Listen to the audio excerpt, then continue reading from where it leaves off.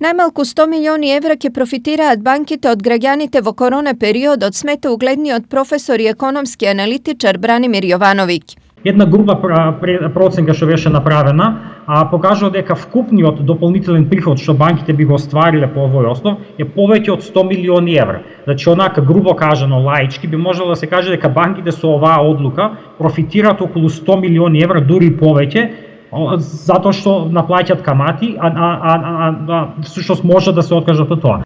Вака големиот подарок во криза, според Јовановиќ, банките го добиле со нечија согласност. Јас не ги обвинувам банките. Јас не очекувам банките, богатите луѓе, големите компании да имаат, да кажеме, оние кои што ќе кажат, еве ви пари, не ги да носите сиромашните, ние ќе ви дадеме пари за да излезете од кризата. Не можете да очекувате човечност од фирми или од некои такви субјекти. Оној кој киксираше во таа ситуација и во ситуацијата со даноците претходно што ја кажав, е владата. Владата мораше да им наметне на банките да каже, со уредба да пропише, во периодот кога се одложени обврските за граѓаните, не може да се пресметува камата. Според Јовановиќ, корона кризата ќе остави големи последици врз економијата и во таква состојба поделбата на товарот треба да биде правична.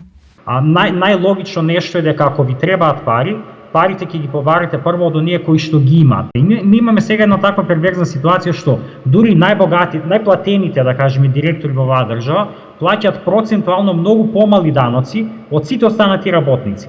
Најплатениот директор во држава има месечна плата од 250.000 евра, месечно 250.000 евра, плаќа вкупна ефективна даночна стапка од 12%.